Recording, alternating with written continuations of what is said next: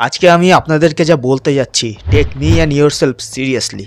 এটা আমার আপনার সবার গল্প, যে গল্পের সবথেকে বড় ভিলেন আপনি নিজেই, আর এর থেকে আপনাকে কেউ বাঁচাতে পারবে না এক্সেপ্ট ইয়োরসেলফ। যেমনটা বিরাট কোহলি করেছিল, যার ফলে তার ক্রিকেট ক্যারিয়ার পুরোপুরি চেঞ্জ হয়ে গেছিল। শাহরুখ খান থেকে শুরু করে রোনাল্ডো, অনেকেই এই একই ফর্মুলা ব্যবহার করে নিজের জীবনের সবথেকে বড় ভিলেন থেকে সবথেকে বড় হিরোতে পরিণত হয়েছিল। তাই এই ভিডিওটাকে একটা নর্মাল ভিডিও ভেবে মাঝপথে ছেড়ে যেতে চাইলে আপনি যেতে পারেন, আর রিলস দেখে আপনার 2 ঘন্টা নষ্ট করতে পারেন। Your life your rules. কিন্তু যারা সিরিয়াস এবং নিজের একঘেয়ে জীবন থেকে বেরিয়ে আসতে চান, তাদেরকে ওয়েলকাম টু মাই ভিডিও।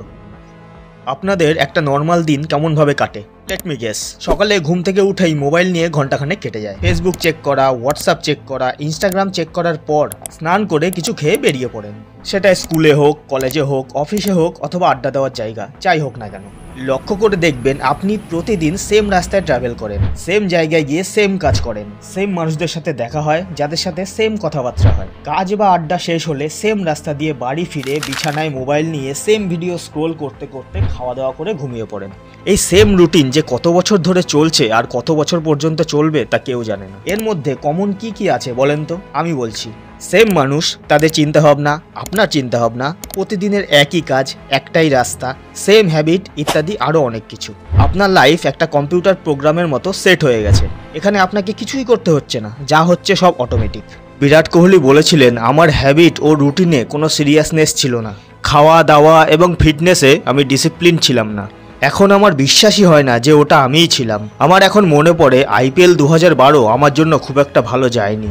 ওই সময় আমি ন্যাশনাল টিমের হয়েও খেলেছিলাম, কিন্তু সেইভাবে সাকসেসফুল ছিলাম না। নিউরোসায়েন্টিস্ট ডক্টর জো ডিসপেঞ্জার মতে 35 বছরে আস্তে আস্তে আমরা যে মানুষটাই পরিণত হই, তার 95% হলো আমাদের সাবকনসিয়াস মাইন্ডের জন্য। এই সাবকনসিয়াস মাইন্ড আমাদের 35 বছরের বিলিভস, বিহেভিয়ার, অ্যাটিটিউড, ইমোশন এবং হ্যাবিটের সংমিশ্রণে তৈরি হয়, যেটা আমাদের একই কাজ করাতে বাধ্য করে। আর বাকি 5% হলো আমাদের কনসিয়াস মাইন্ড, যেটা সব সময় আমাদেরকে বলতে চায়, বোঝাতে চায় যে আমি বদলাতে চাই, আমি হেলদি ও ফিট হতে চাই, আমি নতুন কিছু শিখতে চাই, আমি প্রতিদিন পরিশ্রম করে সফল হতে চাই, আমি খুশি থাকতে চাই। এই 95% সাবকনশিয়াস মাইন্ডের সঙ্গে 5% কনসিয়াস মাইন্ডের প্রতিদিন ভয়ানক লড়াই হয়, এবং দিনের শেষে আমাদের কনসিয়াস মাইন্ড চরমভাবে ব্যর্থ হয়ে হেরে যায়। এই কারণের জন্যই আপনি ভাবতে থাকেন যে আজ নয় কাল থেকে, না সোমবার থেকে, 1 তারিখ থেকে, নিউ ইয়ারের পর থেকে আমি আমার জীবনকে পুরোপুরি বদলে ফেলবো, কিন্তু কিছুই বদলায় না। তাই সবার প্রথমে আপনি অ্যাকসেপ্ট করে নিন যে এই যুদ্ধে আপনার পরাজয় নিশ্চিত।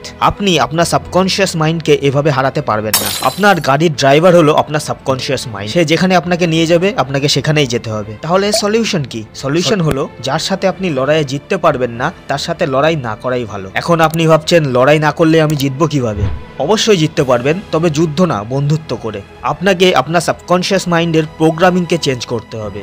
যেই প্রোগ্রামিং আপনাকে আরো অন্ধকারের দিকে নিয়ে যাচ্ছে, আপনাকে ফেলিয়ার বানাচ্ছে, সেই প্রোগ্রামকেই ব্যবহার করে আপনি নিজেকে সাকসেসফুল বানাতে পারবেন। যে কোনো প্রোগ্রামিংকে চেঞ্জ করতে হলে আপনাকে তার সোর্স কোড চেঞ্জ করতে হবে। আর আমাদের মাইন্ডের সোর্স কোড টোটাল 6টা স্টেপ দিয়ে তৈরি। প্রথম 3টি স্টেপ একটা সলিড ইনিশিয়াল ফাউন্ডেশন সেট করবে, এবং লাস্ট 3টি স্টেপ আপনার ব্রেনকে রিসেট করে পুরোপুরি রিপ্রোগ্রাম করে ফেলবে।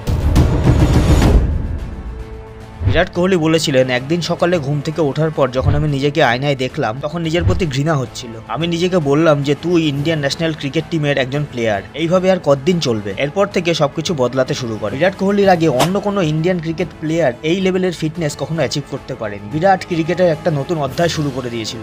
মানুষ পশু পাখিদের মধ্যে থাকলে সেও পশুদের মতো বিহেভ করবে, আর পশু পাখিদের মানুষের মধ্যে রাখলে তাদের মধ্যেও মানবতা জেগে উঠবে। মানুষ কখনো নিজের মাতৃভাষা শিখে জন্মগ্রহণ করে না, আশেপাশে সবার কথা শুনতে শুনতে সে অজান্তেই সেই ভাষা শিখে ফেলে। আপনি জীবনে বড় কিছু করতে পারবেন না, আপনার প্রতিভা কম, আপনি পড়াশোনায় ভালো না, যা পেয়েছেন তাতেই খুশি থাকার চেষ্টা করুন, সবার দ্বারা সবকিছু সম্ভব না।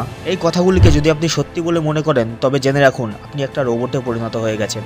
এই কথাগুলো শুনতে শুনতে এবং নিজেকে বলতে বলতে আপনার ব্রেন একটা কম্পিউটার প্রোগ্রামের মতো হয়ে গেছে। আপনার ব্রেন সমস্ত মিথ্যা কথাকে সত্যি ভেবে নিয়ে সেই অনুযায়ী রিয়াক্ট করছে। এর থেকে বেরোতে গেলে আপনার ব্রেনকে রিপ্রোগ্রাম করতে হবে, এবং নিজেকে বারবার মনে করাতে হবে, নিজেকে বারবার বলতে হবে যে yes I can do anything. এই কাজটা খুব সহজেই হবে না, তাই আপনাকে চেষ্টা করে যেতে হবে। পারলে খাতায় লিখুন, আয়নার সামনে চিৎকার করুন, পুরনো হ্যাবিটগুলিকে একটা একটা করে কমাতে শুরু করুন। নিজের উপর বিশ্বাস রাখুন, কাজটা কঠিন কিন্তু অসম্ভব কখনোই না। এতক্ষণে আপনি যা যা করলেন সেগুলি নিজের ব্রেনকে রিপ্রোগ্রাম করার জন্য, নিজেকে না। অর্থাৎ আমাদের ব্রেনে অনেক রকম আইডিয়া আসে, যেমন কোনো বিজনেসের আইডিয়া, ইউটিউব শুরু করার আইডিয়া, গভর্নমেন্ট জবের জন্য প্রিপারেশন করার আইডিয়া, অনেক কিছু। কিন্তু তা সত্ত্বেও আমরা সেই কাজটা শুরু করতে পারি না, কারণ আমাদের মন ও আমাদের শরীর সঙ্গ দেয় না। সব থেকে কঠিন কাজ হলো আমাদের ব্রেন যা ভাবছে, যা করতে চাইছে, আমাদের মনও কি সেই একই ফিলিং ডেভেলপ করতে পারছে? কারণ ফিলিং স্ট্রং না হলে বডি সঙ্গ দেবে না, আর সব কাজ তো আমাদের এই বডিকেই করতে হবে। তাই শুধু ভাবলেই হবে না, স্ট্রং ফিলিং না আসলে কোনো কাজই বেশি দিন ধরে করতে পারবেন না। একটা ভালো আইডিয়া মাথায় আসলে সেই আইডিয়াটাকে এক্সিকিউট করতে হলে ফিলিং স্ট্রং করতে হবে। যখন মন ও মস্তিষ্ক একই কথা বলবে তখনই ম্যাজিক ক্রিয়েট হবে। আপনি এতক্ষণে যেগুলি করছিলেন সেগুলো নিজের হ্যাবিটের জন্যই করছিলেন, এবং পরেও যা যা করবেন সেগুলো আপনার হ্যাবিটের কারণেই করবেন। যখন আপনি আপনার উপর বিলিভ করা শুরু করবেন এবং সেই বিলিভ থেকে একটা স্ট্রং ফিলিংয়ে পরিণত হবে, তখন আপনার বিহেভিয়ার চেঞ্জ হওয়া শুরু করবে। অর্থাৎ আপনার বিহেভিয়ার আপনার হ্যাবিটকে ডেভেলপ করবে, এবং ওই হ্যাবিট দিয়েই আপনি আপনার সাবকনসিয়াস মাইন্ডকে রিপ্রোগ্রাম করতে পারবেন। পুরনো হ্যাবিটগুলো চেঞ্জ হয়ে যদি নতুন হ্যাবিট তৈরি হয়, তাহলেই আপনার বেশিরভাগ সমস্যার সমাধান হয়ে যাবে।